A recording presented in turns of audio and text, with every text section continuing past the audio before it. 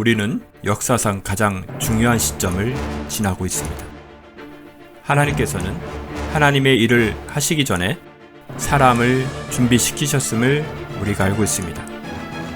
하나님 말씀은 마지막 때에 대추수, 대부흥의 때가 있다고 분명히 예언하고 있습니다. 아멘. 하나님의 말씀이 그대로 성취될 것을 믿습니다. 예레미야 눈물은 잠자는 교회와 영혼을 깨우기 위해 노력하고 있습니다. 이 가슴 뛰는 일에 함께 하길 원하시는 분은 카카오 채널로 연락 주시기 바랍니다. 당신은 위대한 하나님의 사람입니다.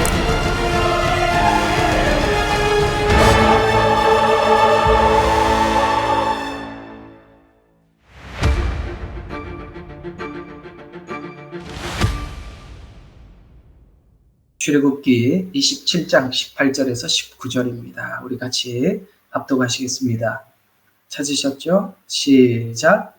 뜰의 길이는 100규빗이요 폭은 어디나 50규빗이며 가늘게 꼰 배실의 높이는 5규빗이요 그 받침은 노시라.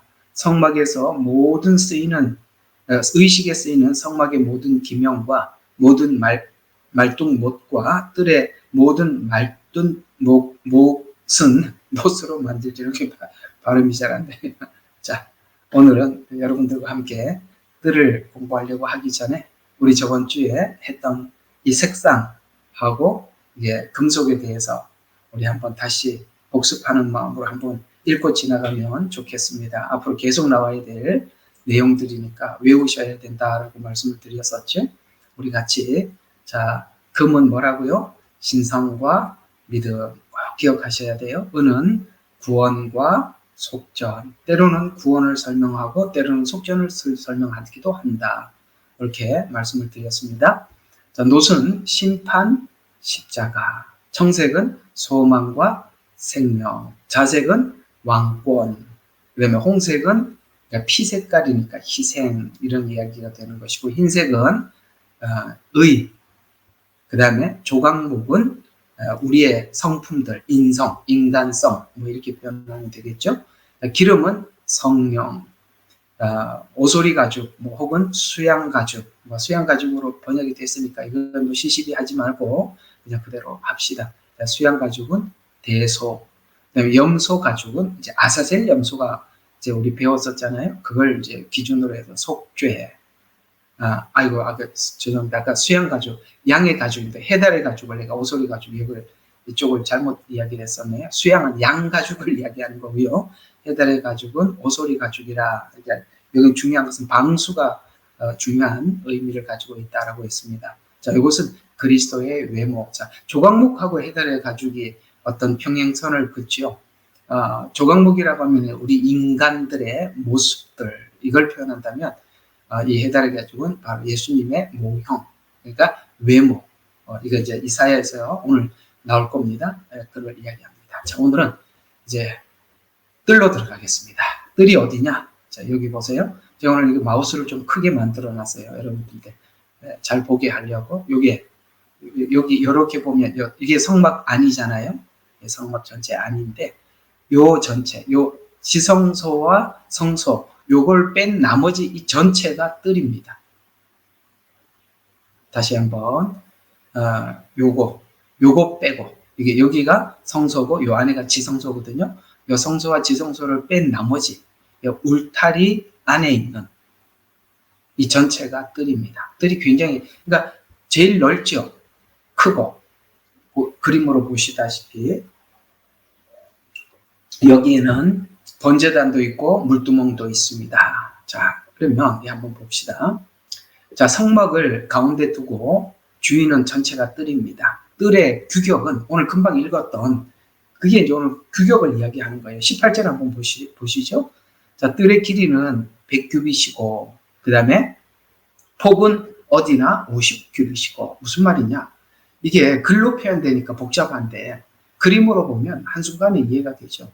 요게 100규빗이라는 얘기입니다. 요거는 50규빗이라 이런 얘기 아시겠죠? 50규빗, 100규빗. 그래서 이게 직사각형이 아니고 정방형이라 이렇게 표현을 하는 것입니다. 그래서 이게 이제 규빗이라고 이야기하는 것은 여기 이제 팔꿈치 여기서부터 시작해서 여기까지를 이게 한 규빗이라. 근데 이게 사람 체격에 따라서 좀 체격이 큰 사람들은 체격이 큰 사람들은 껐습니다.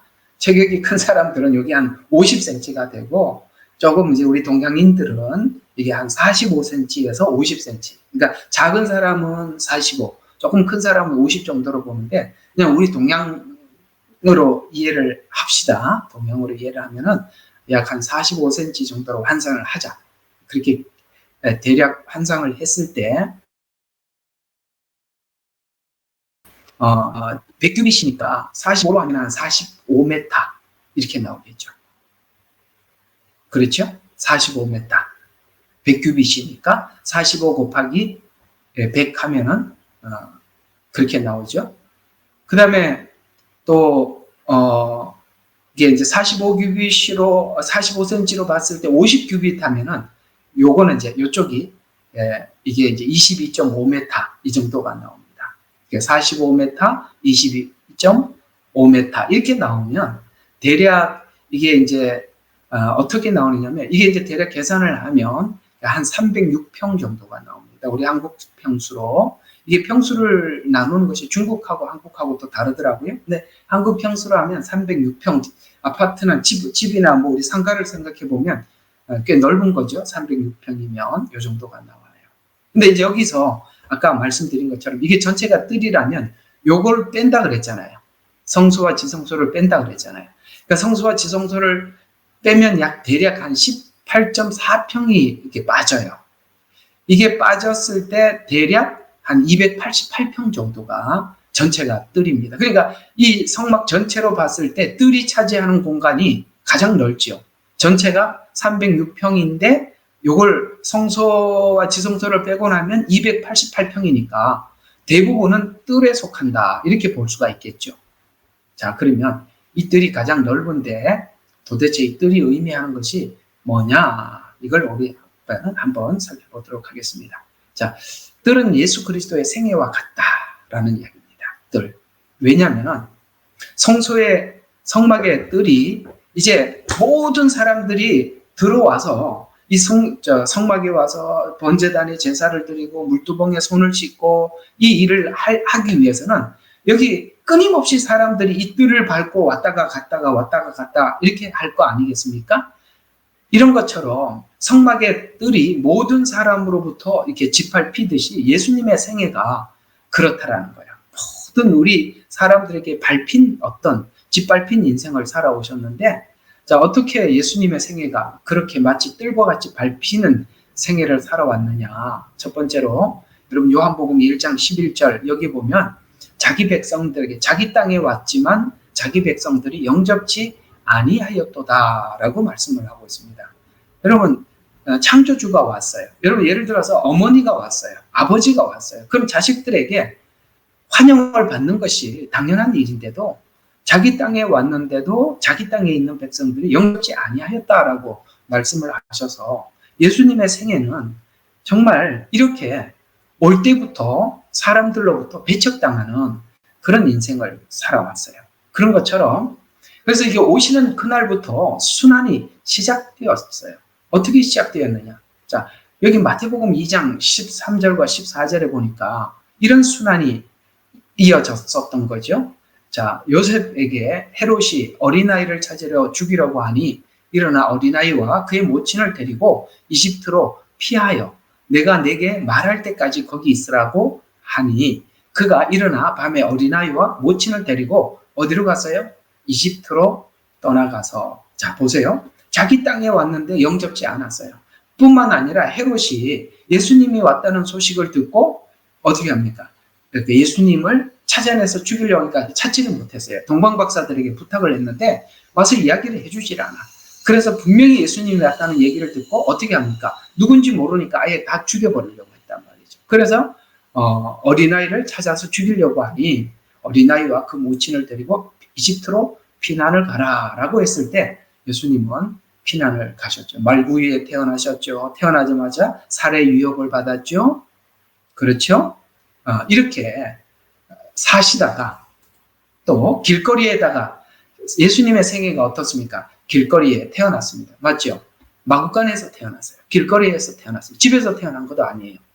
그리고 길거리에서 사시다가 저주의 십자가를 형을 받으시고 죽으셨던 것처럼 이 뜰이 많은 사람들이 들어와서 짓밟히듯이 예수님 생애가 바로 이런 생애를 살아갔음을 말씀해주고 있는 것이죠. 그래서 요한복음 19장 30절에 보면 이런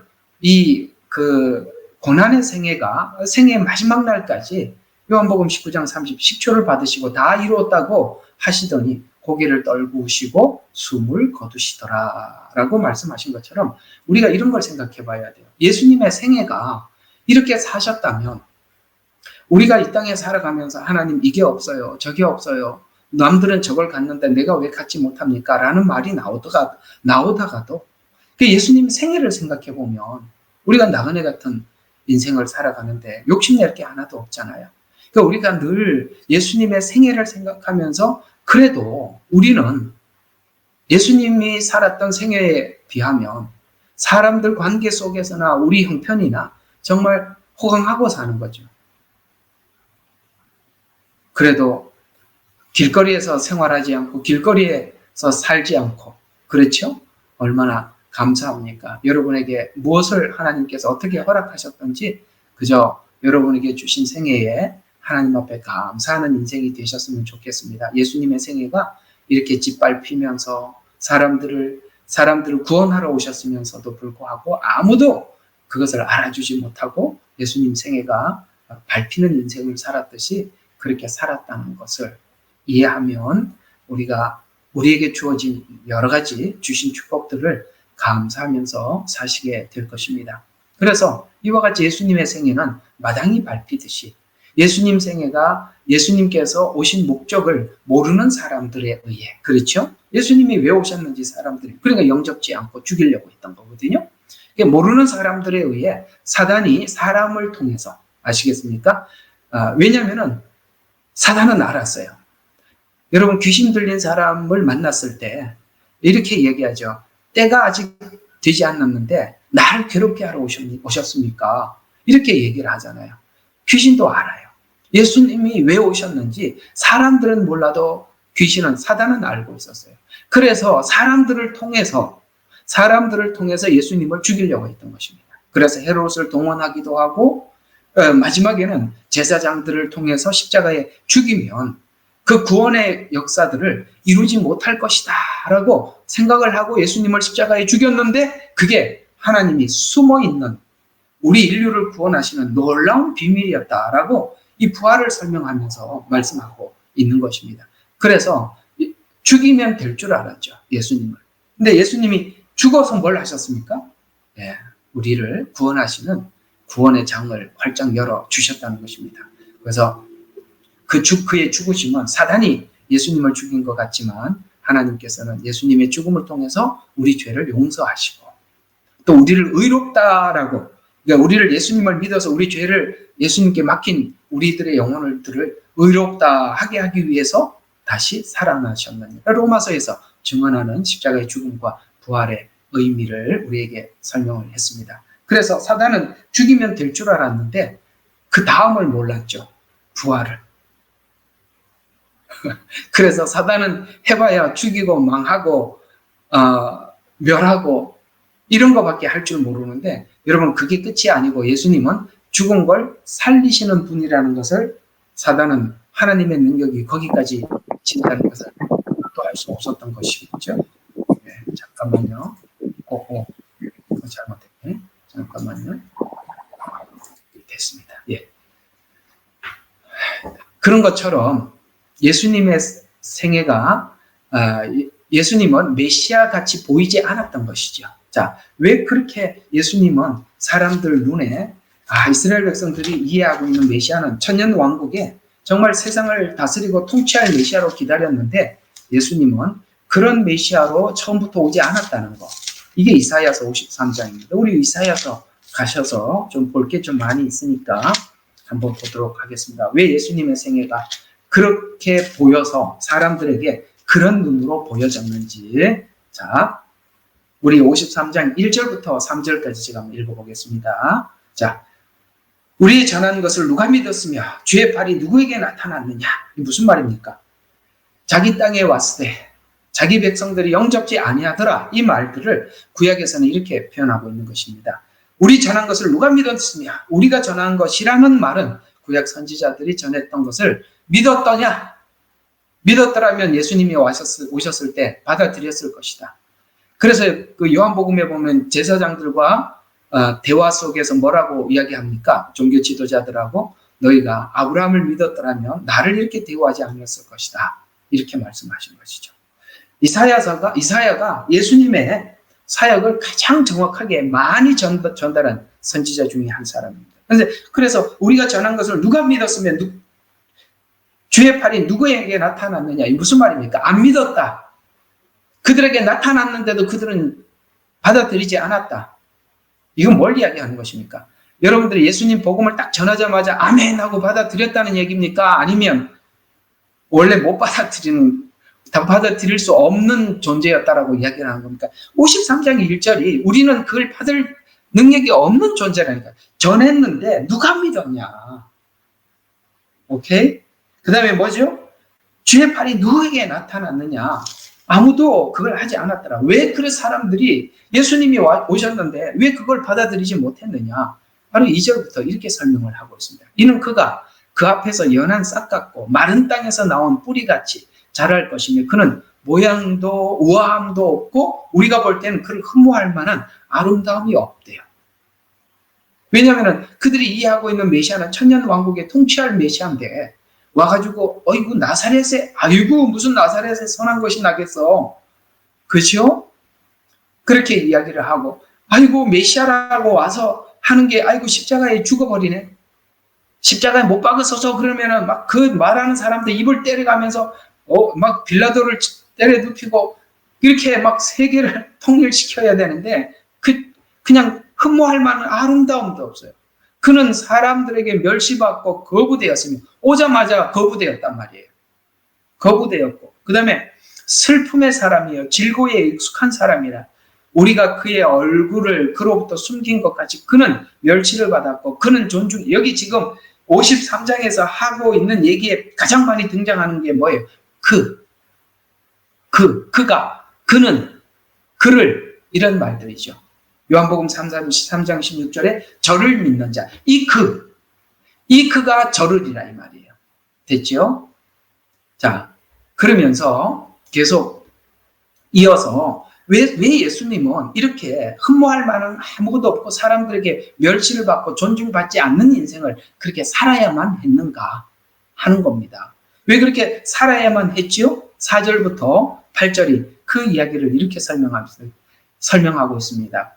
실로 그가 왜 그렇게 살아있냐? 누구의 질고를 지고 여기에 중요한 단서가 하나 붙어 있죠? 우리 한번 여기 너무 중요한 동그라미 하나 쳐보지요. 자, 실로 그가 우리의 질고, 여기 중요한 것은 우리입니다. 왜 그렇게 했다고요? 우리 때문에 그렇게 했다는 거예요. 우리의 질고를 지고 또 앞에 뭐라고 하면서 우리의 슬픔을 지었는데도 우리는 그가 형벌을 받아 하나님께 맞으며 고난당하는 줄 알았다. 그는 우리의 허물로 인하여 상처를 입었고 그는 우리의 죄악을 인하여 상하였도다. 우리의 화평을 위한 징계가 그에게 내려졌고 그가 채찍으로 우리가 치유되었도다.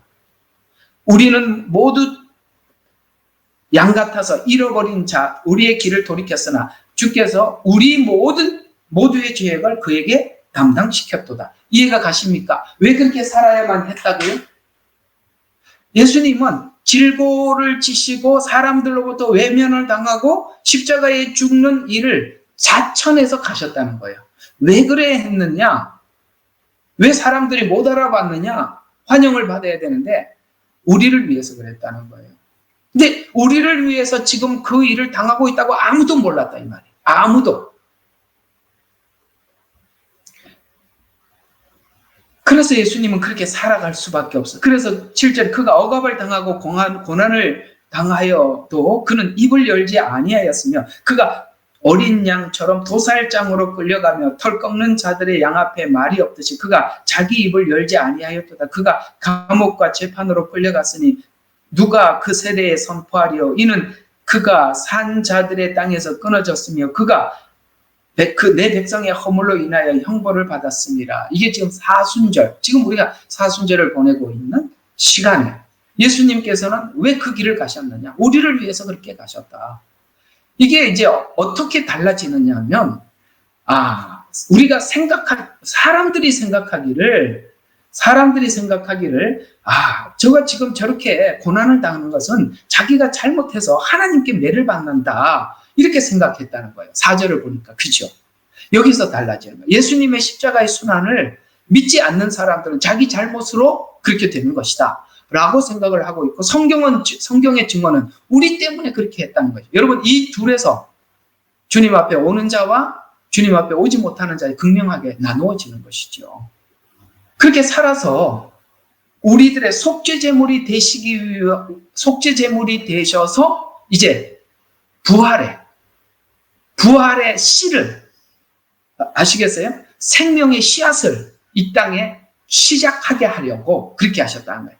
예수님의 죽음과 부활로 인해서 사망 권세를 이기시고 세상에 생명의 씨를 전하기 위해서다. 그 말을 이어서 10절부터 12절에 이렇게 이야기합니다.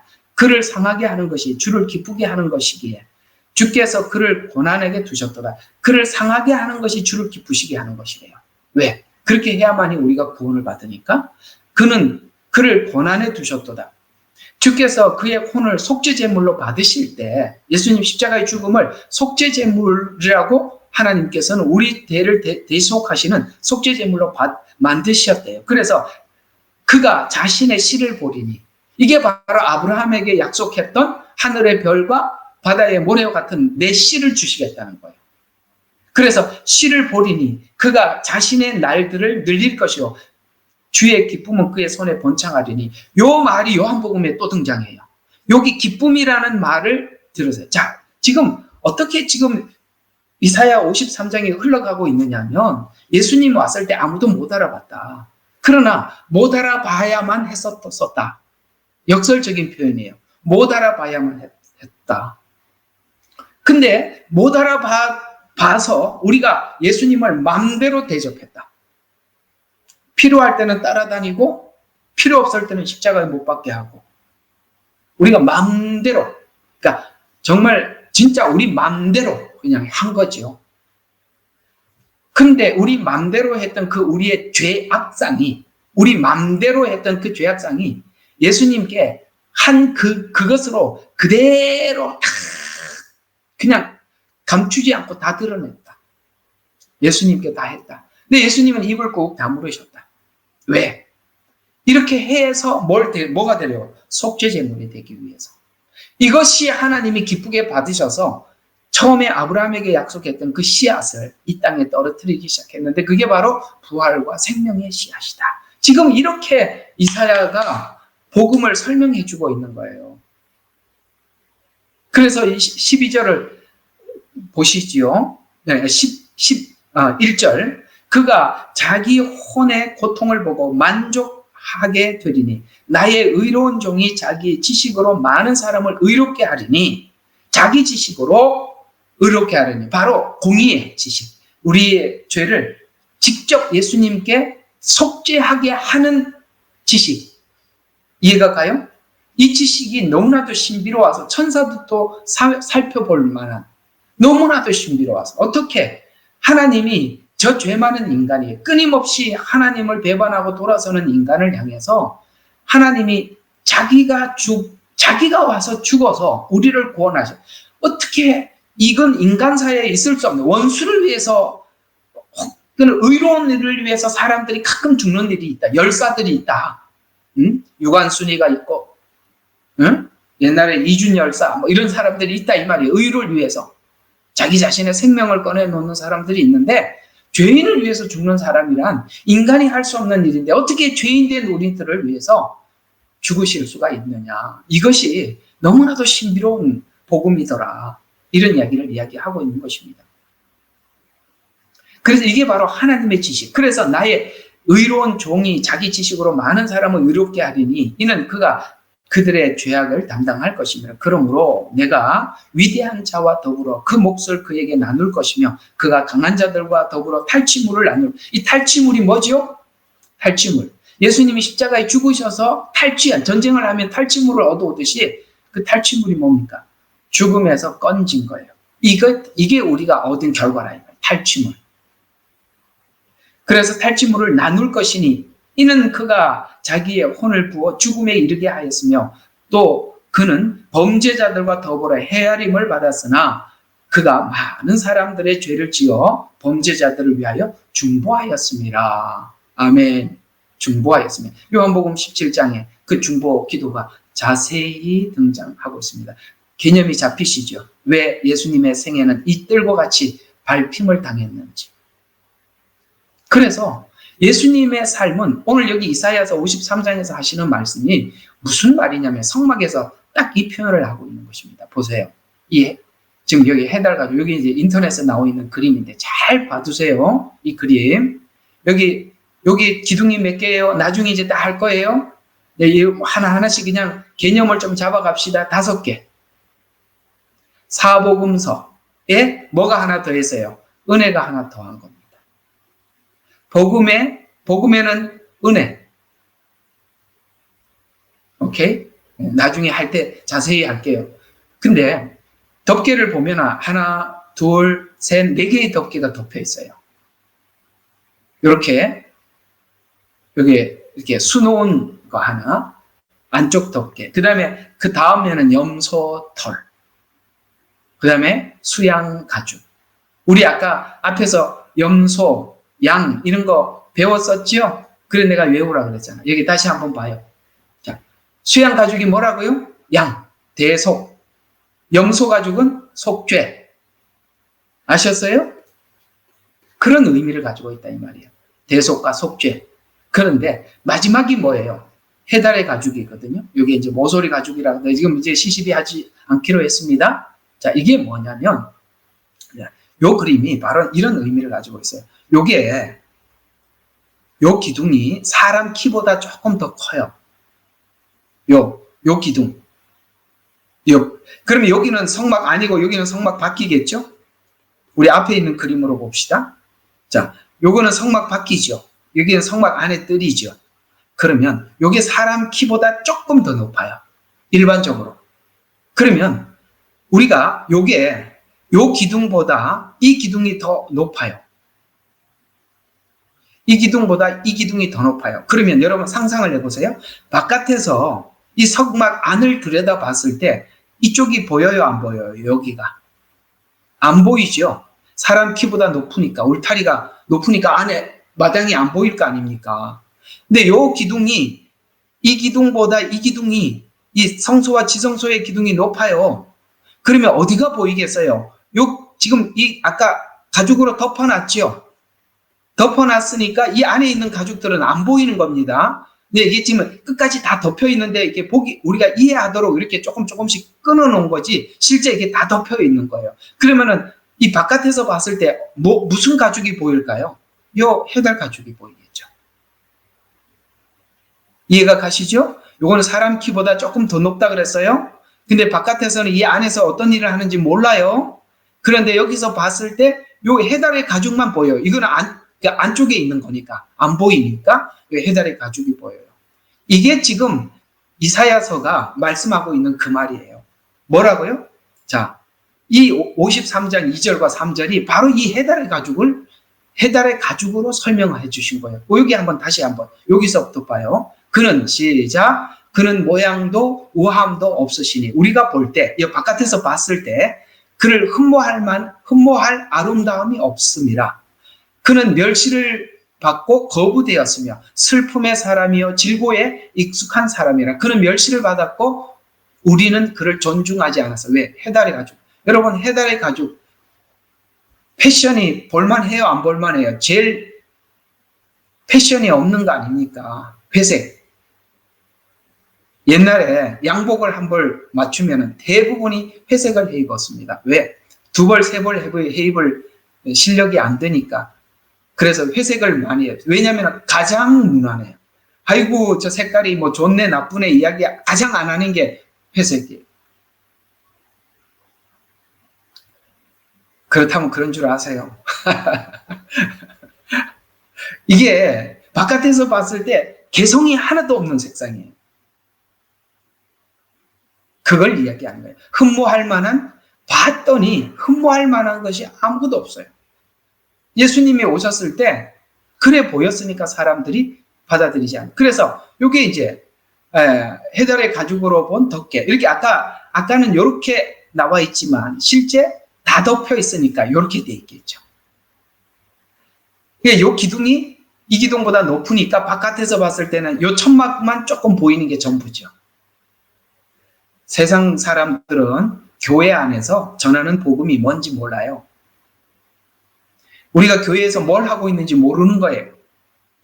예수님을 보고 에이 이러고 앉아있는 거예요. 저걸 쳐다보고 이 색깔 보고 에이 그 교회가 뭐 예수가 어쨌다는 거야. 이렇게 얘기하는 거예요. 왜? 아까 이사야서 53장에서 말했잖아요. 거부되었고 그 다음에 모양도 우함도 없고 바로 이걸 이야기하는 거예요. 자, 그래서 자, 두 번째로 이 뜰은 구원의 길이다. 구원의 길이다. 자, 이게 왜 구원의 길이냐? 요한복음 14장 6절. 요한복음 14장 6절. 자, 우리 다 외우는 거죠. 시작. 예수께서 그에게 말씀하시기를 나는 길이요 진리요 생명이라 나로 말미암지 않고는 아버지께로 올 사람이 아무도 없느니라. 뜰을 지나지 않고 번제단에 갈 수 없죠. 아까 이 그림 보세요. 문을 열고 뜰을 밟아야 번제단에 갈 수 있어요. 뜰을 밟아야 물두멍에 갈 수 있어요. 오케이? 그러니까 예수님이 이 그림과 같이 똑같은 이야기를 하고 계시는 겁니다. 내가 곧 길이요 진리요 생명이니 나로 말미암지 않고는 아무도 아버지께 올 자가 없다라고 말하는 것처럼 예수님의 생애와 고난을 통하지 않고는 예수님께서 십자가에 죽으시고 또 우리가 그걸 믿고 그걸 하지 않고는 아무도 구원받을 수가 없다. 그래서 뜰은 마치 예수님의 생애를 사신 것이다. 마치 누가복음 9장 58절에 보면 여우도 굴이 있고 공중에 새도 보금자리가 있으나 인자는 머리 둘 곳이 없다. 이렇게 말씀을 하셨어요. 사실 우리가 이걸 생각해 보면 우리가 이 세상에서 어떻게 살든지 감사할 뿐이죠. 맞죠? 여우도 굴이 있어요. 공중에 새도 보금자리가 있어요. 그러나 인자는 머리 둘 곳 없는 인생을 살아가셨듯이 우리가 이 땅에 살면서 하나님 이것 주셔도 감사하고 저렇게 살게 해도 감사할 뿐입니다. 자, 이런 생애를 사시면서 우리 성도들, 그 신자들을 구원하셨죠. 그래서 사도행전 4장 12절에 보면 다른 이로서는 구원에 이를 수 없나니 천하 인간의 구원 얻을 만한 다른 이름을 우리에게 주신 일이 없음이라. 이거 기독교 복음의 가장 중요한 말씀입니다. 이거 이제 사단이 마지막 때 뺏어가려고 다른 이름 말고 예수 이름 말고도 구원이 있다. 이제 이렇게 말하기 시작했는데 여기에 그런가? 이런 생각을 하면 그리스도인이 아닙니다. 그런가? 이렇게 생각한다는 그 자체가 전혀 이 사람은 복음하고 상관이 없는 것입니다. 그래서 예수님은 나면서부터 또 그가 살면서 죽을 때까지 사람들에게 배척을 당하고 멸시를 당하고 배반당하는 생애를 사신 이유는 바로 성도를 구원하기 위해서 그 모든 것을 입을 열지 않고 잠잠하게 그 길을 쭉 가셨거든요. 자, 어느 정도로 잠잠하게 침묵하시면서 가셨는가? 요한복음 16장으로 가봅시다. 예수님은 십자가를 앞두고 우리가 이해가 안 되는 말씀을 이제 제자들은 그때 들을 때 이 말이 무슨 말인지 전혀 몰랐겠지만 우리가 지금 성경을 다 예수님 생애를 다 알고 보면 이게 정말 이해 안 가는 이야기를 하고 있는 거예요. 조금 있으면 예수님 십자가에 죽으실 거예요. 근데 이런 말을 하세요. 16장 20절부터 이런 말씀을 하시고 계십니다. 진실로 진실로 내가 너희에게 말하노니 너희는 울고 애통할 것이나 세상은 기뻐할 것이다. 이건 뭐죠? 예수님 십자가 죽음을 보고 너희들은 애통할 것이다. 그러나 세상은 와, 예수님 십자가에 못 박았다, 메시아를 못 박았다 하고 즐거워할 것이다. 기뻐할 것이다. 이렇게 얘기하고 그 다음에 너희는 슬퍼하겠으나 너희의 슬픔은 기쁨이 되리라. 세상은 며칠 기뻐했죠? 며칠. 딱 3일. 딱 3일. 딱 예수님 죽이고 막 기뻐했는데 3일 후에 부활해버려서 아이고 진짜 이거 완전 난리가 났어요. 그래서 너희는 슬퍼하겠으나 너희의 슬픔은 기쁨이 되리라. 근데 보세요. 너희의 슬픔은 기쁨이 되는데 제자들이 한 게 아무것도 없죠. 제자들이 한 게 아무것도 없는데 제자들이 이게 뭔지 나중에 알고 기쁨이 된 것이죠. 이게 구원이 그렇게 찾아온 거거든요.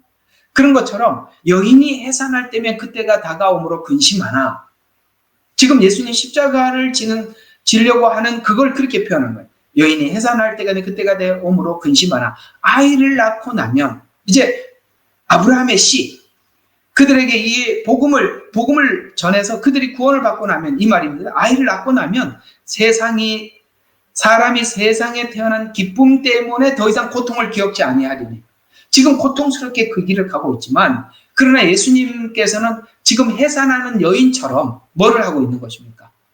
그들이 이제 생명을 얻고 구원을 얻을 것을 생각을 하면서 지금 고통보다는 기쁨을 더 생각하고 계시는 겁니다. 이게 바로 십자가 직전에 예수님이 가졌던 마음을 이렇게 표현하고 있는 거예요.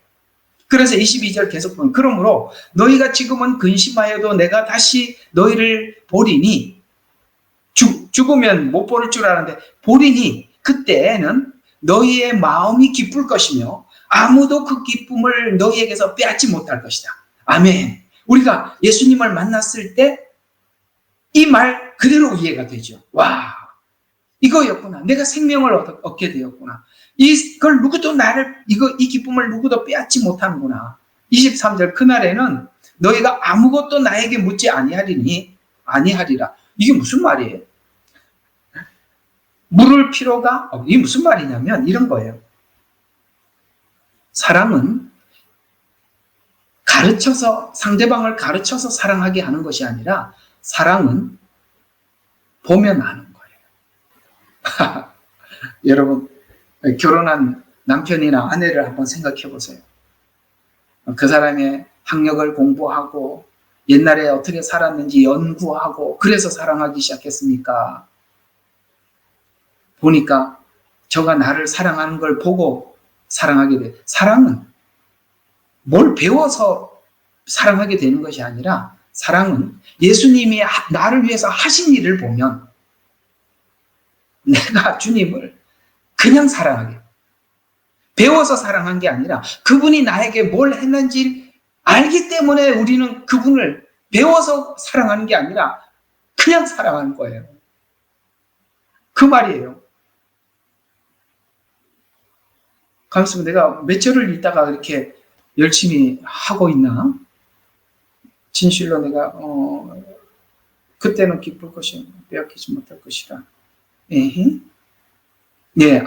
그날에는 여기 23절에는 너희가 아무것도 나에게 묻지 아니하리라. 진실로 내가 너희에게 말하는 너희가 아버지께 내 이름으로 구하는 것은 무엇이나 너희에게 주리라. 이게 이제 기도에 잘못 사람들이 오해가 돼가지고 야 주님 앞에 무엇이든지 구하면 준댄다. 구하자. 이런 이야기를 하는데 여러분 주님을 사랑하는 사람들이 구하는 것과 주님을 사랑하지 않는 사람들이 구하는 것은 다릅니다. 맞지요? 사랑하는 사람이 구하는 것은 사랑하는 사람을 위해서 구하는 겁니다. 맞지요?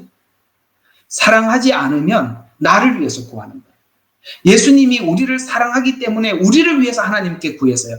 요한복음 17장의 기도를 보세요. 자신을 위해서 구한 게 하나도 없어요. 우리를 사랑하니까 우리를 위해서 구한 거예요. 이제 우리가 하나님 앞에 구하는 것은 뭘 구하냐? 아버지께서 내 이름으로 구하는 것은 무엇이든지 너희에게 주리라고 했는데 우리가 주님을 사랑하면 주님이 우리가 어떻게 살기를 바라고 어떻게 이렇게 구원받은 우리들이 어떻게 살기를 원하는지 우리가 알고 있잖아요. 그러니까 뭘 구해야 될지 우리 예수님이 우리에게 바라는 걸 구하더라 이 말이에요. 바라는 거. 예수님이 바라는 게 뭡니까? 그리스도를 닮아가는 거죠. 이걸 위해서 구하는 거예요. 여기 이 말은 야 이제는 마음껏 구해라. 예수님 십자가에서 나를 죽을 만큼 사랑하셨으니까 나를 위해서 죽어주신 분이 나를 위해서 뭐든 못해주랴. 이런 못된 인간이 어디 있어요. 예수님이 무슨 은행입니까? 이게 사실 우리가 기도 공부를 하면서 이런 말들을 너무 함부로 남용한 거예요. 이게 무슨 우리가 필요한 걸, 자, 어쨌든 그만합시다. 자, 그만하고요. 자, 그래서 기쁨이 충만하리라라고 했는데, 자, 우리도 예수님을 닮아가는 그 기쁨이 우리의 기쁨이죠. 지금 현재 우리의 삶의 기쁨이 뭐죠? 야, 내가 정말 해결하지 못하는 죄를 내가 주 안에서 이걸 해결해왔고, 그래서 또 기쁘고, 내가 그래도 이만큼이라 주님을 따라가서 기쁘고, 주님의 말씀에 순종해서 기쁘고, 이것이 우리가 하나님께서 우리에게 주시는 영적 기쁨들인데, 이 기쁨. 그러니까 주님은 우리가 영생을 얻을 것, 영생을 얻어서 주님을 닮아가기 위해서 몸부림치고, 거기서 기쁨을 누리는 것. 지금 예수님은 십자가 고난보다 해산한 잉태한 여자가 해산의 날이 다가오면 걱정이 되지만, 그러나 그것보다 자기 고통보다는 태어날 생명을 생각하면서 기뻐했던 것처럼 예수님은 바로 그 기쁨 때문에 십자가에서 참으신 거라 이 말이에요.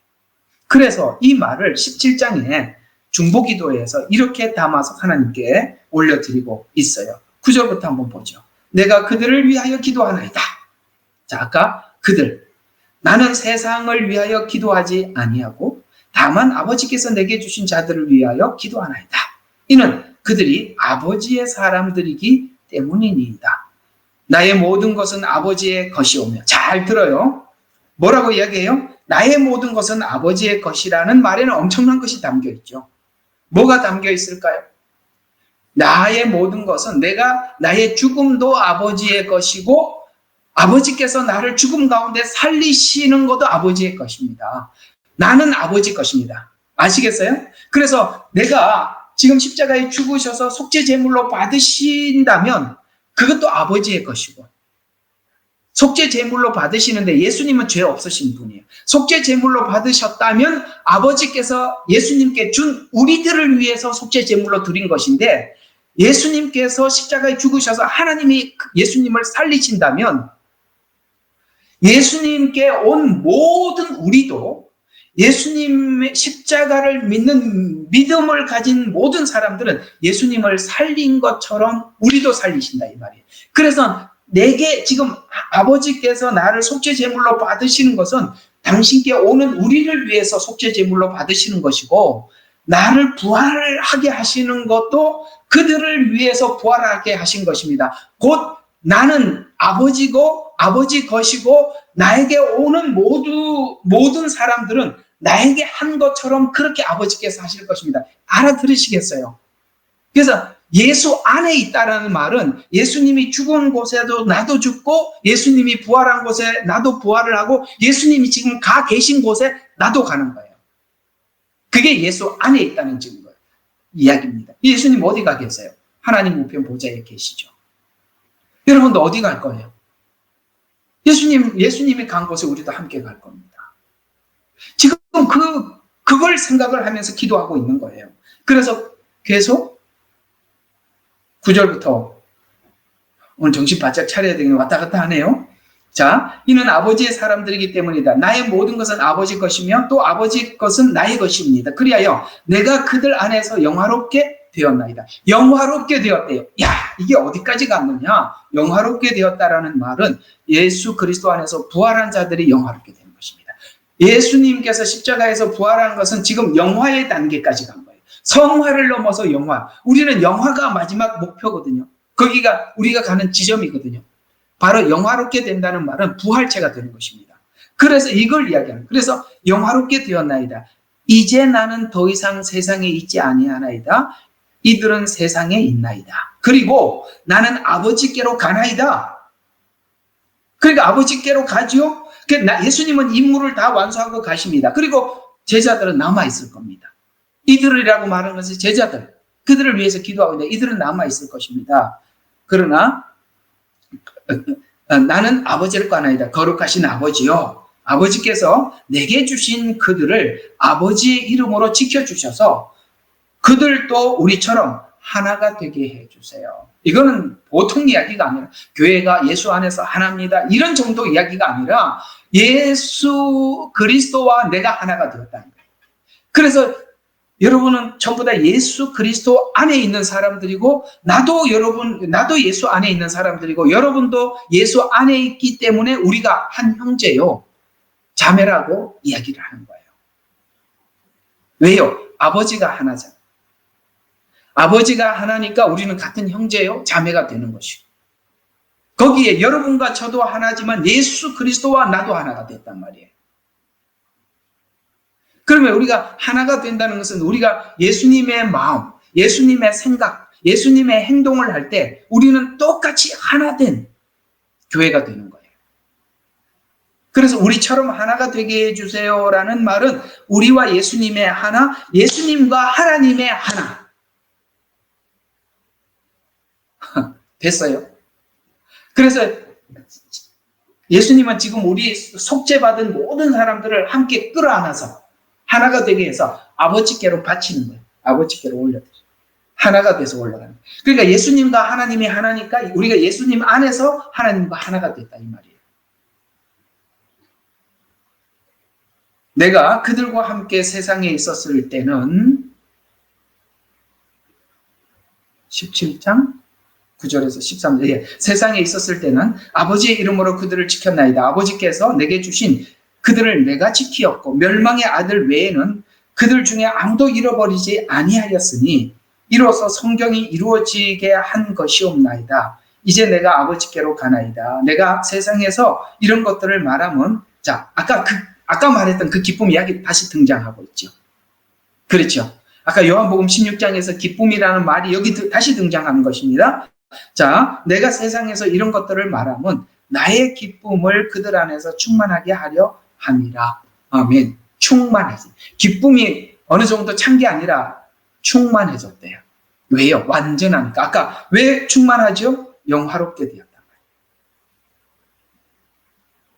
됐죠? 영화롭게 되었어요. 아니, 저와 여러분 예수님을 믿는 순간 하나님께서 우리를 영화롭게 하셨다고 하는데 뭐가 또 충만히 뭐가 필요하죠? 자, 세 번째로 뜰은 심판의 장소이기도 합니다. 뜰을 밟고 번제단과 십자가와 연합하고 그 다음에 십자가를 지나서 물두멍, 구원받은 사람들이 반드시 있어야 될 다음 단계 성화, 이렇게 연결이 되면 되는데 들어와서 놀랍게도 이 뜰을 지나서 번제단과 연합되는 게 아니라 뜰만 밟는 사람도 있답니다. 아이고, 그런 사람이 있대요. 있으니까, 자, 이게 뜰은 심판의 장소예요. 요한계시록 11장입니다. 자, 이게 이제 뜰을 성소를 청량하라는 말이 나오지요. 11장. 자, 11장 1절, 또 내가 지팡이 같은 갈대를 주며 그 천사가 서서 말하기를 일어나서 하나님의 성전과 제단과 그 안에 경배하는 자들을 청량해라. 뭐죠? 아까 내 아버지께서 내게 주신 자들, 그들을 청량해라. 그러나 접속사가 그러나 성전 밖에 뜰은 남겨두고 청량하지 말라. 오케이? 아까 이 뜰 말했죠? 이 뜰은 청량하지 말라. 이는 그들을 이방인에게 주었으며 그들은 42달 동안 후 3년 반입니다. 동안 그 거룩한 도성을 발 아래 짓밟을 것이기 때문이라. 뜰을 밟는 사람들이 후 3년 반에 짓밟힌대요. 자, 이게 무슨 말이냐? 자, 봅시다. 뜰을 밟아 지나가야 하는 장소이냐? 그렇죠? 예수님을 통해서 구원을 받아요. 뜰 안에 번제단이 보이고 물두멍이 보입니다.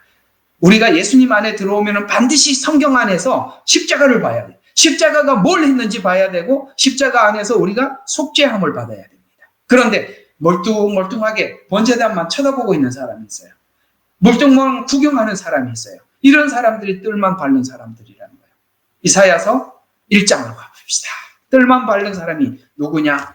이렇게 제가 여러분들에게 이렇게 메시지를 전하는 것은 하나하나 개념을 정리하라는 거예요. 개념.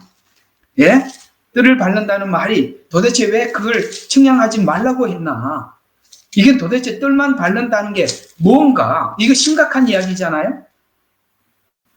교회는 다니는데 예수님과 아무 상관이 없는 사람들을 이사야서 1장에 이렇게 설명을 하고 있어요.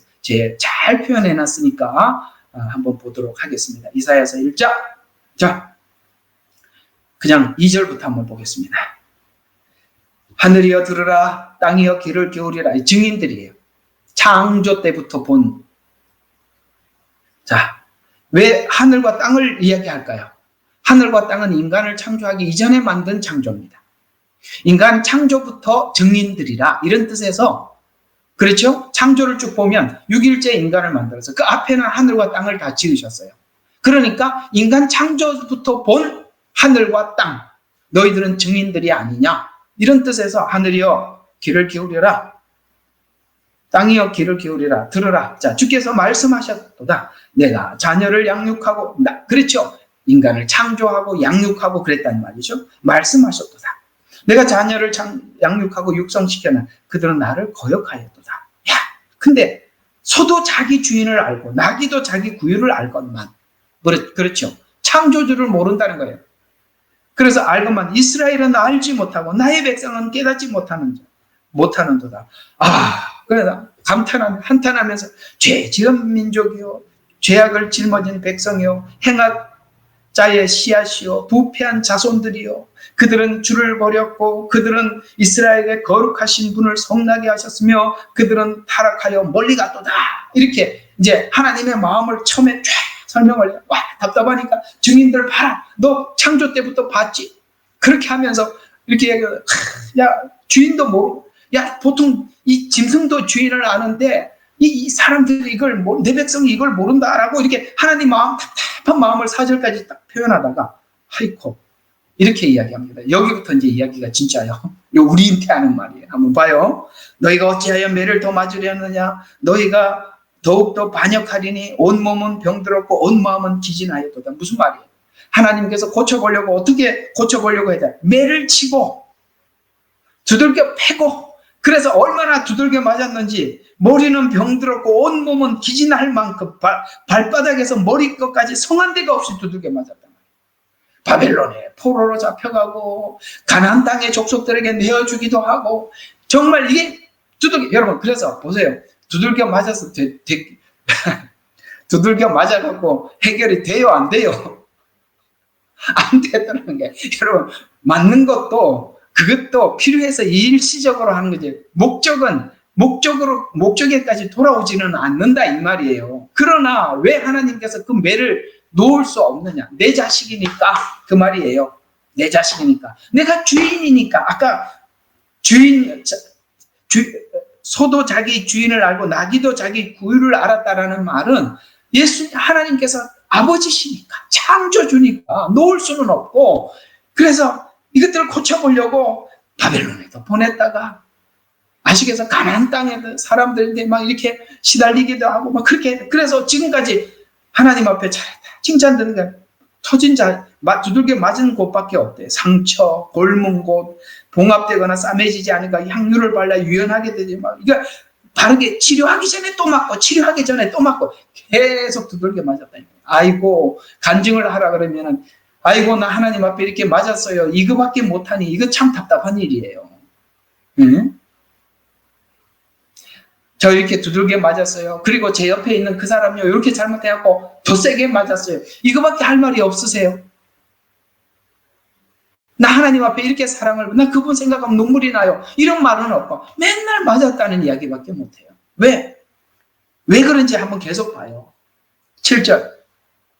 너희 나라는 황폐하였고 너희 성읍은 불탔도다. 이게 두들겨 맞은 증거들이에요. 너희 땅은 너희가 보는 데서 타국인들의 삼켜 마치 타국인들에게 무너지듯이 황폐하였도다. 시온의 딸은 마치 포도원의 오두막같이, 오이밭의 원두막같이, 그 다음에 포위당한 성읍같이 남았도다.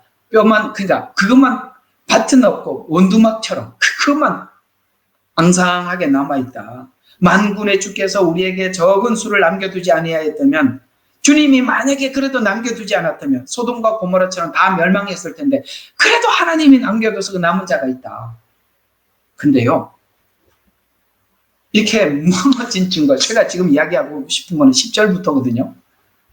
이들이 지금 그렇게 망가질 만큼 신앙생활을 했는가, 우리가 겉보기에 아니라는 걸 얘기를 하고 있습니다. 이게 굉장히 무서운 이야기예요. 여러분, 교회 새벽 예배 한번 안 빠지고 철저하게 신앙생활한 것이 하나님을 기쁘시게 한 건지 오늘 한번 보자고요. 10절부터 한번 봐요. 너희 소돔의 치리자들아, 요거는 정치인들을 이야기하는 것입니다.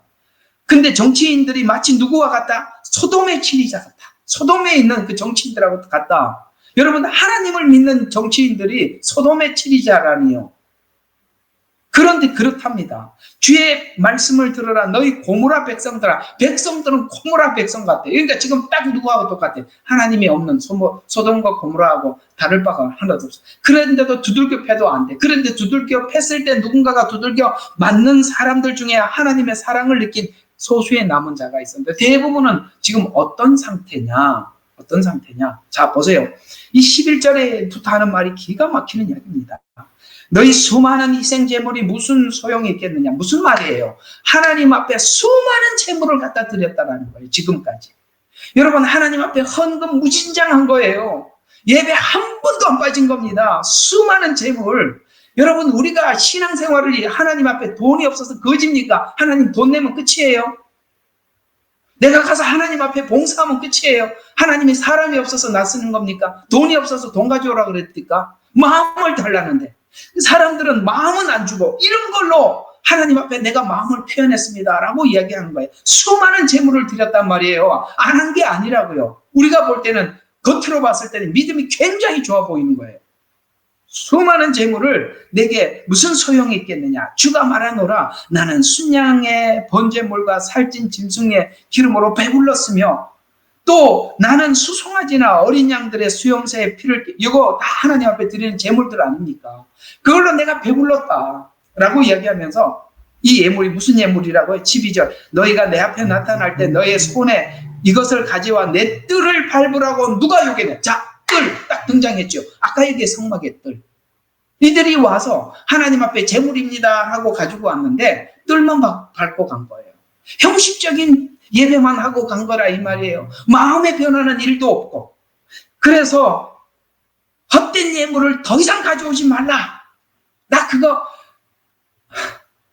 가져오지 마. 내가 그걸 원했던 게 아니라고. 그러면서 헛된 예물을 더 이상 가져오지 말라. 분향은 내게 가증한 짓이다. 그거 가증한 행위다.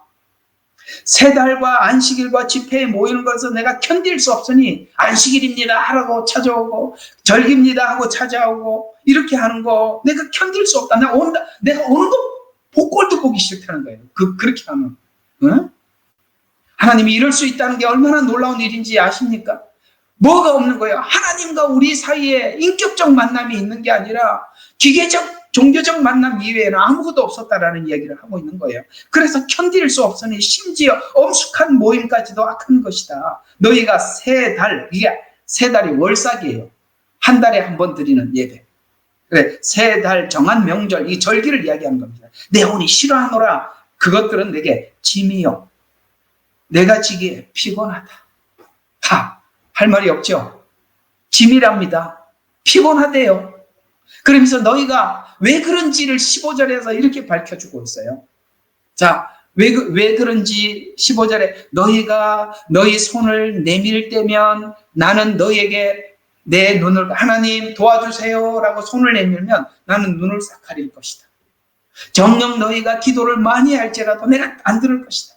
왜냐? 너희 손에 피가 가득하다는 거예요.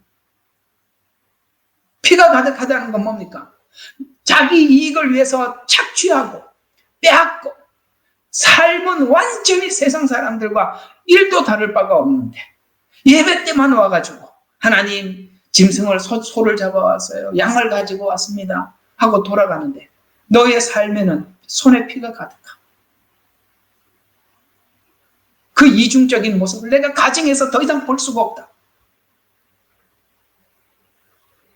여러분, 예수를 믿으면 종교성이 뚜렷해지고 선명해지는 것이 아니라 삶이 변하는 거예요. 이런 게 하나도 없고 나 40년을 새벽 예배 한번 눈이 오나 비가 오나 빠지지 않아. 그게 무슨 큰 자랑이냐 이 말이에요. 했으면 누구보다 달라져야지. 했으면 누구보다 달라져야지.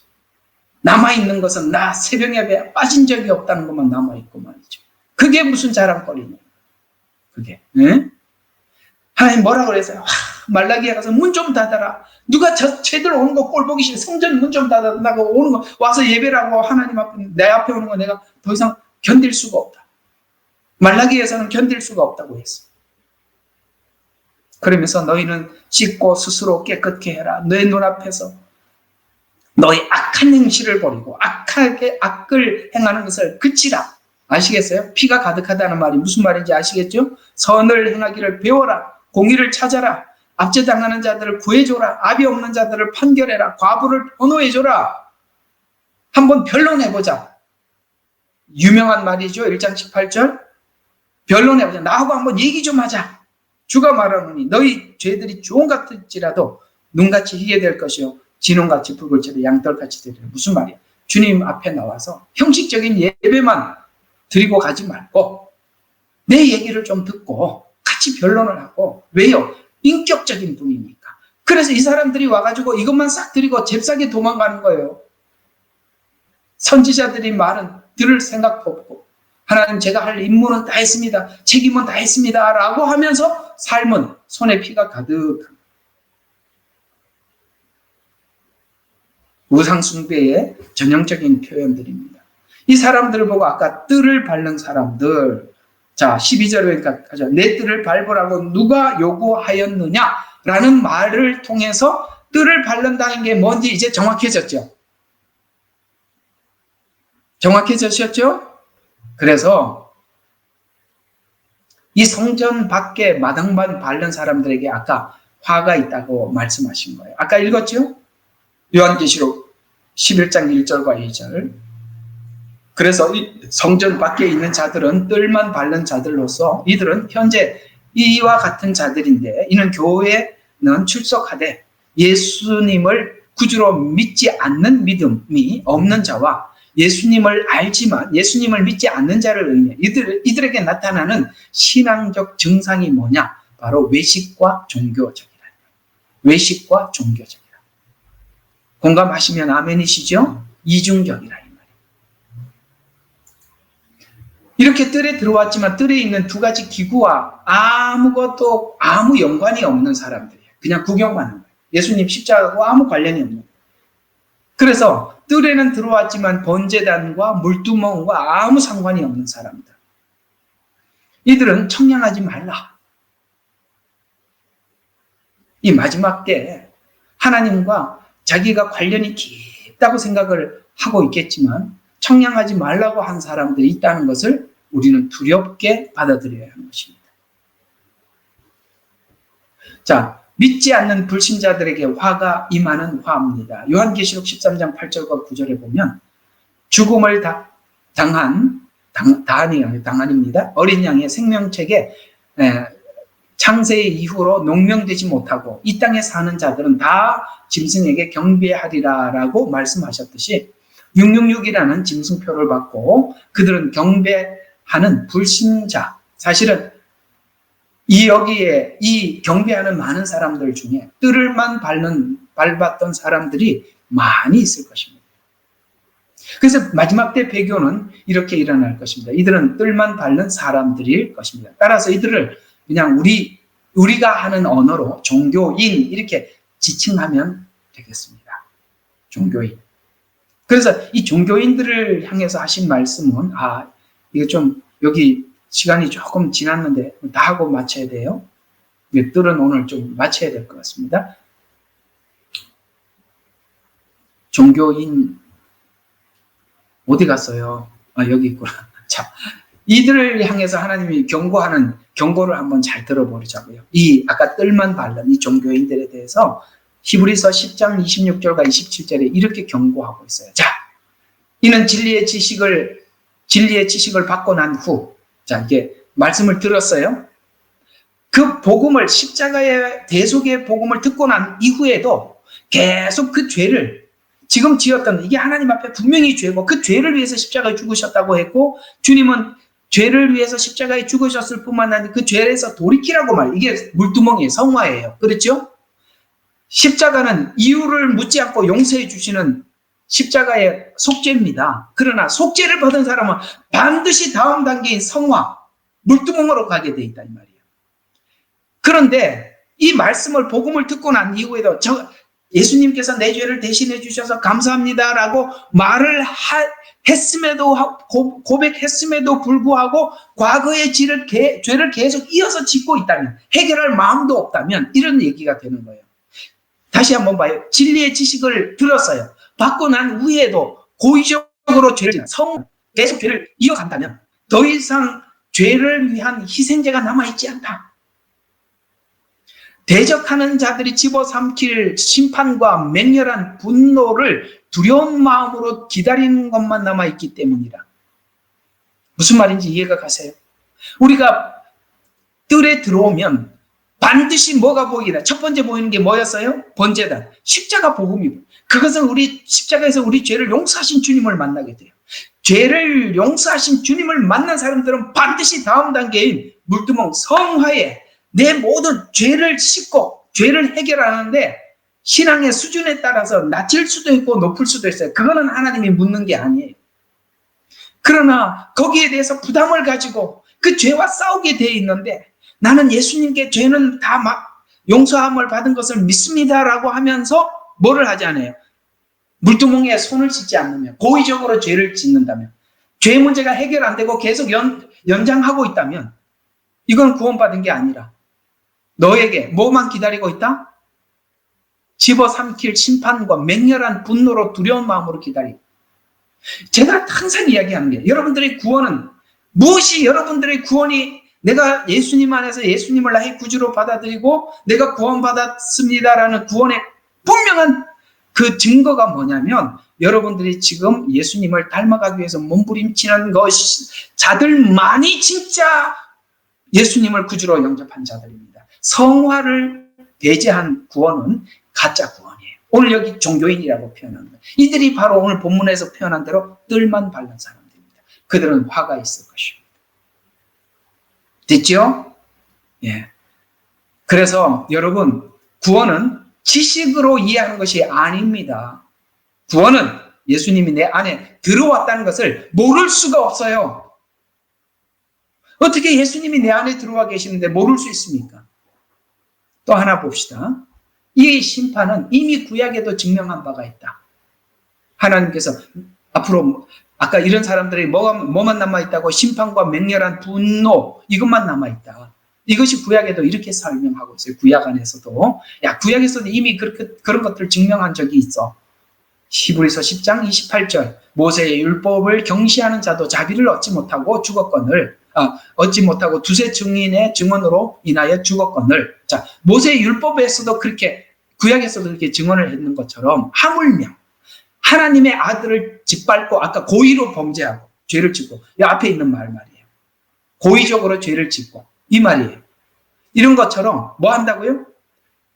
하나님의 아들을 짓밟고, 또 자신의 거룩한 그 언약의 피를 거룩하지 아니한 것으로 간주하고 은혜의 영을 모욕하는 자가, 성령님이 죄에 대해서, 의에 대해서, 심판에 대해서 지적을 하는 데 대해서 저는 그게 죄라고 여기지 않아요. 그건 심판이 아니라고 성령이 그렇게 말씀하시는데, 하나님이 그렇게 성경에 그렇게 말씀하는데 지 마음대로 죄와 의를 나누는 거예요. 그래서 성령, 은혜의 영을 모욕하는 자가 얼마나 심한 형벌을 받아야 할지 생각해라.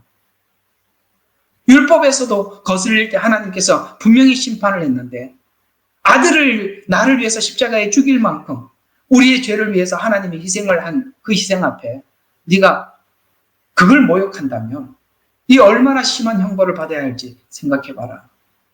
오케이? 이해가 됐지요? 이런 성경 구절을 자꾸 난해 구절이고 이상하게 푸는 구절들이에요. 그러나 원래는 이 이야기입니다. 아시겠죠? 자, 계속 또 한번 봐요. 자, 왜 진리의 지식을 받고도 죄로 돌아가는가? 자, 이 말이 여기 이게 28, 29절이거든요. 히브리서. 근데 왜 사람들이 다시 이렇게 돌아가는가? 왜 여기서 더 나가지 못하느냐? 이유가 요 이야기가 굉장히 중요한 이야기니까 잘 귀담아 들어보세요. 왜 진리의 지식을 받고도 죄로 되돌아가는가? 30절에 그 이야기를 이렇게 풀어가고 있어요. 계속 이어서 풀고 가세요. 원수 갚는 것이 내게 있으니 내가 갚으리라. 이게요, 어떤 말일까요? 우리가 회개한 후에 우리가 회개하고 구원을 받았을 때 우리 모두가 느끼는 하나님의 그 은혜의 감정은 뭐냐면, 내가 정말 죄인 중에 괴수고 죄인 중에 죄인인데도 예수님께 무슨 죄도 이야기를 했더니 예수님은 그걸 무조건 그걸 왜 그랬니? 라고 묻지도 않고 다 용서해 주셨어요. 우리가 예수님을 만나서 느꼈던 은혜가 뭐냐면 내가 어떤 죄도 용서해 주시더라는 거예요. 그러면 보세요. 예수님께로부터 용서를 받은 사람은 우리가 살면서 사람으로부터 과거나 지금 신자가 된 이후에도 사람으로부터 상처를 받을 수 있어요. 있지요? 그걸 용서를 받은 것을 생각한 사람들은 용서를 하더란 말이에요. 1만 달란트를 탕감받은 사람은 우리가 삶에서 조금 우리를 향해서 이렇게 원수 같은 그런 사람들 없다 이 말이에요. 용서하게. 이해가 가요. 용서를 받은 사람 용서를 하게 된다 이 말이에요. 우리가 예수님께 은혜를 받았다는 증거는 그 증거가 어디로 나타나느냐?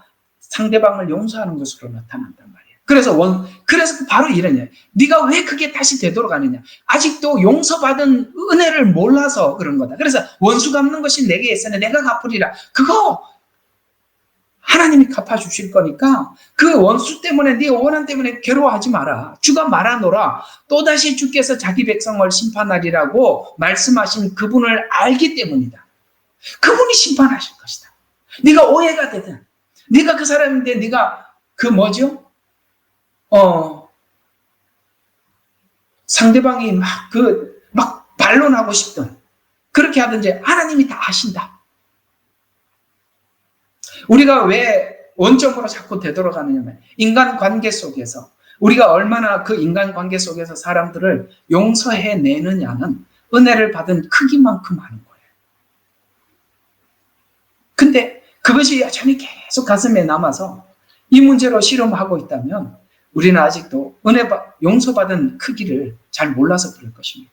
그래서 그 말을 계속 느닷없이 원수 갚는 것이 내게 있으니 내가 갚으리라 이 말이 느닷없이 나온 것이 아니라 이 문제를 사람들이 넘어가지 못하더라. 넘어가지 못하는 이유는 내가 용서받은 크기를 몰라서 그런 것이다. 그래서 이런 삶이 이어지지 않는다면 히브리서 5장 5절과 6절 말씀처럼 이 말씀이 이렇게 되는 거예요. 하나님의 선한 말씀, 아까 오는 세상의 능력을 맛본 자들이 만약 떨어져 나간다면 다시 새롭게 하여 회개시킬 수 없나니 이는 그들이 스스로 하나님의 아들을 십자가에 공개적으로 못 박는 것처럼, 여기 뭐라고 이야기했지요? 공개적으로 못 박는 것처럼 고의적으로 죄를 짓는 것과 같다. 아까 공개적, 고의적 같은 이야기가 되는 것입니다.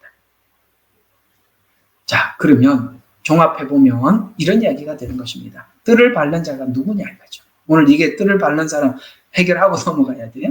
누구냐?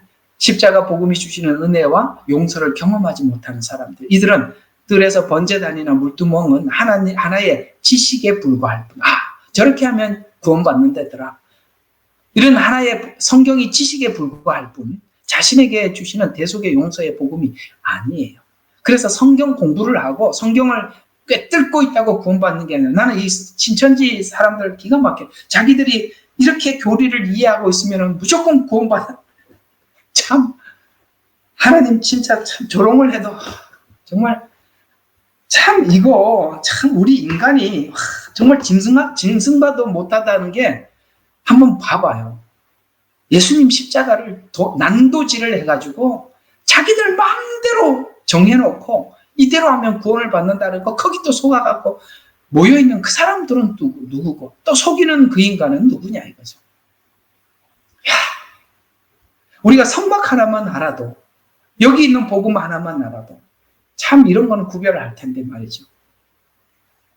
이런 것처럼 뜰루를 밟는 자는 선한 능력을 맛본 자라는 말과 같은 말이고 공개적으로 십자가를 공개적으로 조롱하는 자라는 것이 모두 이꼴 같은 의미가 된다.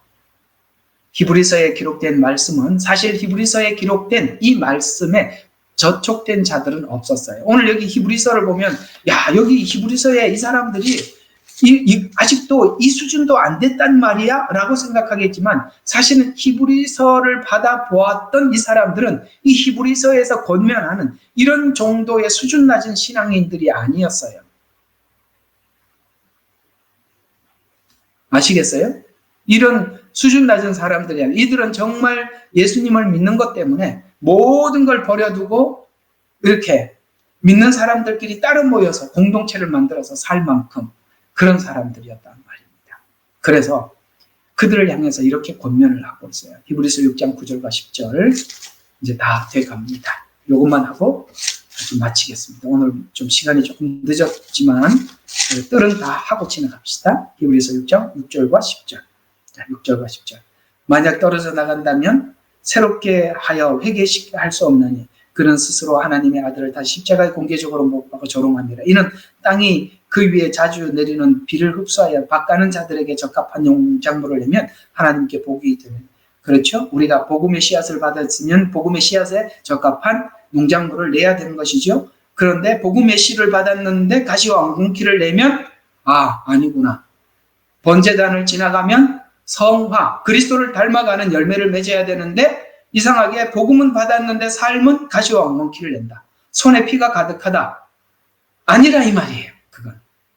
그가 받은 복음이 아니라 이 말이에요.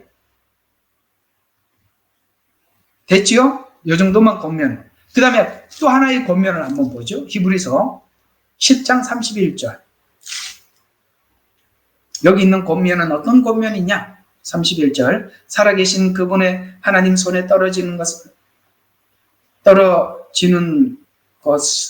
하나님 손, 이게 몇 절이야? 31절. 손에 떨어지는 것을 두려워하니라. 너희가 빚을 받고 난 후에, 여기 히브리서 교인들이 빚을 받고 난 후에 고난의 큰 싸움을 견뎌냈었어요. 이 사람들이. 정말 힘든 과정을 지나왔었어요. 그 다음에 너희는 간혹 비방과 고난을 당하여 사람들에게 구경거리도 되었고 그런 처지에 있는 동료들이 되었으니 너희가 갇혀있는 나에게 연민을 갖고 또 너희의 재산을 빼앗기는 것을 재산 빼앗기는 것도 기꺼이 당한 것은 하늘에 더 크고 영구한 재산이 있음 너희가 알기 때문에 그렇게 했었다. 지난날에. 아시겠어요? 이들의 신앙 수준이 낮은 이야기가 아닙니다. 그러므로 너희가 확신을 버리지 말라. 그리하여 큰 상이 있느니라. 너희가 인내가 필요한 것. 이것이 아까 그 다음에 재산을 빼앗기고 그 다음에 이 구경거리가 되고 고난을 당하고 비방거리가 되었던 이 일이 그때로 끝난 게 아니라 계속 해야 된다. 그래서 너희에게 인내가 필요하면 계속 해야 된다. 인내가 필요하단 말이에요. 오케이? 옛날에 여러분들이 그 과정을 다 지나가고 나 졸업했네가 아니라 이 일을 계속 해야 된단 말이에요. 그래서 인내가 필요하면 너희가 하나님의 뜻을 행한 후에 그 약속을 받기 위함이라. 조금 있으면 오실 리가 오시리니 지체하지 아니하리라. 이제 의인은 믿음으로 말미암아 살리라. 그러나 누구라도 뒤로 물러나면 내 혼이 그를 기뻐하지 아니할 것이다. 그러나 우리는 뒤로 물러나서 멸망하게 될 자에게 속하지 아니하였고 오히려 믿어 혼의 구원에까지 이르는 자들에게 속하였느니라. 아멘. 예. 자, 오늘 이 뜰을 하면서 마무리 정리로 돌아보면 성막이 이해하는 대로 구원을 이해하고 있는가라는 질문을 한번 해보는 것입니다. 여러분, 문으로 혹시 울타리로 들어오신 분 아무도 없죠? 여기에 성막의 울타리 딴 데로 넘어온 사람 없죠? 문이 하나밖에 없는데 글로 온 거죠? 예수님이라는 문으로 들어오셨습니다. 예수님 문으로 들어온 사람들은 첫 번째 눈에 딱 들어오는 게 뭐라고요? 번제단. 십자가의 대속입니다. 그 십자가의 대속은 그게 지식으로 받았느냐, 종교인으로 이해하느냐는 성화, 물두멍, 여러분들의 그리스도를 닮아가는 삶을 사느냐 안 사느냐를 보면 내가 복음을 제대로 받은 거구나 아니구나 라는 것으로 이해할 수가 있습니다. 또 하나, 용서받은 용서가 이웃을 향한 용서로 이어지고 있느냐라는 두 번째 질문입니다. 어떻습니까? 여러분, 예수님 앞에 모든 용서를 대속을 받고 속죄를 받으셨죠. 그 용서가 이웃에게 흘러가고 있나요? 원수 갚는 것은 주께 있는데 지금도 원수 갚아달라고 기도하고 계시나요? 기도하고 마치겠습니다. 아버지 하나님, 오늘은요, 저희들이 이 물두멍이라는 주제를 가지고 함께 참 많은 은혜들을 나누어 보면서 우리의 구원을 생각해 보았습니다. 그렇습니다. 우리의 구원은 추상도 아니고 멀리 있는 것도 아니고 실제적이고 구체적이고 분명한 만남이 있고 인격의 변화가 있는 것인데, 오늘 하나님께서는 이스라엘 백성들이 그저 종교적인 책임과 의무를 다한 것으로 하나님 앞에 할 일을 다했다라고 생각하지만, 하나님께서는 그들의 손에 피가 가득함을 지적하면서 아버지 하나님, 하나님이 하나님과의 관계가 그러한 것이 아니라고 말씀하고 있습니다. 마지막 때 뜰만 밟는 사람들은 42달 동안 고통을 당하게 될 것입니다. 혹시나 예수를 믿는다고 고백하면서 혹시나 뜰만 밟고 있지는 않는지 심각하게 돌아보는 시간이 되게 해 주옵소서. 예수님 이름으로 감사하며 기도드렸습니다. 아멘.